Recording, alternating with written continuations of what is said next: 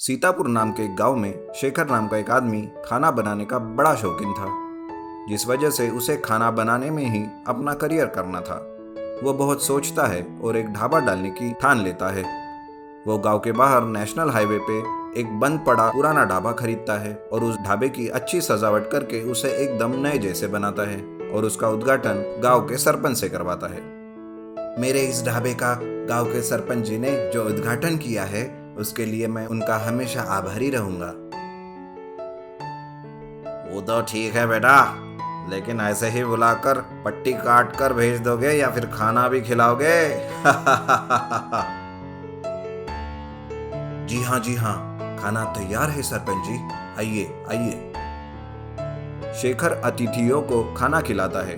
सब शेखर के खाने की बहुत तारीफ करते हैं और उस दिन से शेखर का ढाबा खूब चलने लगता है। उसका ढाबा हाईवे पर होने के कारण सफर करने वाले यात्री उसी के ढाबे पर रुककर खाना खाने लगते हैं। लेकिन एक दिन अचानक भारत के प्रधानमंत्री पूरे देश में लॉकडाउन की घोषणा कर देते हैं, जिस वजह से शेखर को अपना ढाबा बंद करना पड़ता है। महीना बीत जाता है। शेखर लॉकडाउन खुलने का इंतजार करता है, लेकिन प्रधानमंत्री फिर से 1 महीना लॉकडाउन बढ़ाते हैं। ये सुनकर शेखर बहुत परेशान होता है। 2 महीने के बाद तीसरे महीने में कुछ सेवाएं शुरू करने की इजाजत भारतीय सरकार देती है, लेकिन ऐसी जगह जैसे होटल, रेस्टोरेंट या ढाबा खोलने की इजाजत सरकार नहीं देती, सिर्फ पार्सल सर्विस की इजाजत देती है। लेकिन पार्सल सेवा शुरू करके ठीक से शेखर की कमाई नहीं हो पाती, जिस वजह से शेखर बड़ा चिंतित होता है। एक दिन ऐसे ही चिंता करते हुए शेखर बैठकर था, तभी उसके पास उसका एक दोस्त आता है। अरे शेखर, क्या हुआ? किस बात की इतनी चिंता किए जा रहा है? अरे क्या करूं, अगर ऐसे ही चलता रहा तो मेरा ढाबा हमेशा के लिए बंद करना पड़ेगा। इस लॉकडाउन की वजह से ढाबा शुरू नहीं कर सकता, और शुरू किया तो पुलिस आकर डंडे मारेगी और ढाबे को भी बंद कर देगी। पार्सल सेवा से कुछ खास कमाई नहीं हो रही है दोस्त। अरे तो कोई और दूसरा रास्ता निकाल मेरे दोस्त। तेरे ढाबे में अंडरग्राउंड जगह है ना, वहां पर शुरू कर दे ढाबा। यह सुनते ही शेखर की आंखों में चमक आ जाती है और वो अपने दोस्त के साथ ढाबे के अंडरग्राउंड हिस्से में जाता है। वहां पर काफी बड़ी जगह होती है। शेखर का ढाबे के ऊपर किचन शुरू रहता है, जिसमें पार्सल सर्विस अभी भी शुरू रहती है, लेकिन नीचे में अंडरग्राउंड ढाबा शुरू करता है, जिस वजह से वहां पर खाना खाने के लिए आने वाले लोगों को शेखर चुपके से अंडरग्राउंड ढाबे में भेज देता है। इस तरह से शेखर अंडरग्राउंड ढाबा चलाने लगता है। लेकिन एक दिन ढाबे पर काफी सारी गाड़ियां देखकर पुलिस उसके ढाबे पर आती है और शेखर को पूछती है, अरे ये क्या, इतनी सारी गाड़ियां यहाँ पर कैसे? क्या तुमने ढाबा शुरू किया है? नहीं सर, ये तो पार्सल लाने के लिए आई हुई गाड़ियां हैं। लोग पार्सल लेते हैं और सामने ही जंगल में अलग अलग जाकर बैठकर खाते हैं। क्या तुम सच कह रहे हो? झूठ तो नहीं बोल रहे? अगर आपको यकीन नहीं है तो अंदर जाकर देख लीजिए सर। पुलिस इंस्पेक्टर ढाबे के अंदर जाने लगता है। ये देखकर शेखर धीरे से उसके पास वाला एक रिमोट की बटन दबाता है और नीचे बैठे हुए लोगों को शेखर का दोस्त शांत रहने के लिए और कुछ भी आवाज ना करने के लिए बोलता है। इंस्पेक्टर अंदर जाते हैं, लेकिन अंदर जाकर उन्हें कुछ नहीं दिखता। वो देखता है कि ढाबे की कुर्सियां टेबल पर रखी हुई है। ये देखकर इंस्पेक्टर कहता है, सब ठीक है, सब कुछ ठीक है। जी सर, यकीन कीजिए, मैं आपको शिकायत का मौका नहीं दूंगा। ये बोलकर इंस्पेक्टर वहां से चला जाता है और शेखर बड़े ही चालाकी से अंडरग्राउंड ढाबा शुरू रखता है। सुदर्शन नाम का एक आदमी मधुपुर में रहता था। वो सब्जियां बेचता था। पूरे दिन वो अपना ठेला लेकर गांव में ही सब्जियां बेचता था। सब्जियां बेचकर जो भी पैसे मिलते उसी से उसका घर चलता था। एक दिन वो अपना ठेला लेकर सब्जियां बेचने जा रहा था। आलू ले लो, कांदा ले लो। हे भगवान, सुबह से ना एक आलू बिका, ना ही बिका आधा कांदा। अब मैं क्या करूं?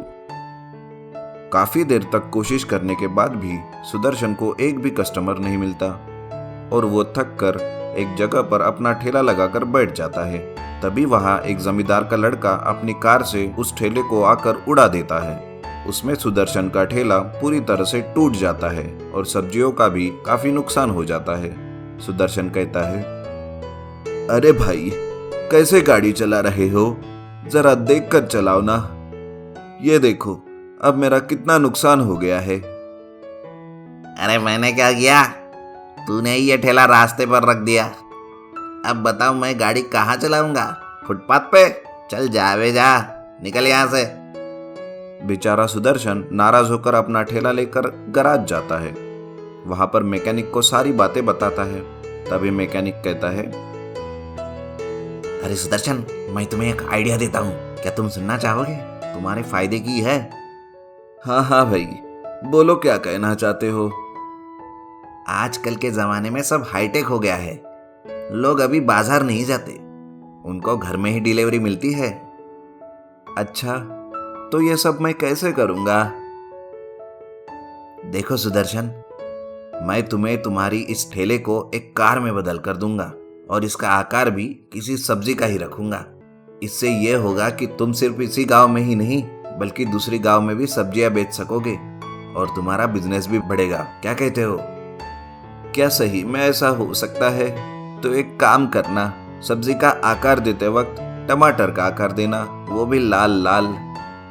कुछ ही दिनों के बाद सुदर्शन गराज आता है और अपनी टमाटर कार को देखकर बहुत खुश होता है। वो कार लेकर घर आता है और उसमें सारी सब्जियां सजा कर रखता है और टमाटर कार पर होम डिलीवरी के साथ अपना नंबर भी लिख देता है। कार लेकर वो गांव के चौराहे पर जाता है। उसकी लाल लाल टमाटर के जैसी कार देखकर लोग बड़े ही चाव से देखते रहते हैं। थोड़ी ही देर में उसकी कार के पास लोग आने शुरू होते हैं और उसकी काफी सारी सब्जियां बिकने लगती हैं। इस तरह से सुदर्शन की टमाटर कार का बिजनेस शुरू हो जाता है। फिर रोज वो इसी तरह से पूरे गांव में टमाटर कार पर सब्जियां बेचने लगता है। तभी एक दिन उसे एक फोन आता है। हेलो, टमाटर कार सब्जियां बेचने वाला बोल रहा हूँ। अरे भाई सुनो, क्या तुम जल्दी से जल्दी पास के कुलथारा गांव में 50 किलो टमाटर दे सकते हो?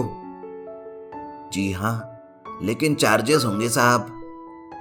ठीक है, गांव में जमींदार की यहाँ शादी में टमाटर खत्म हो गए हैं, इसलिए जरा जल्दी से लेकर आना। सुदर्शन जल्दी से 50 किलो टमाटर लेकर तेजी से टमाटर कार से गांव के जमींदार के यहाँ पहुंचता है।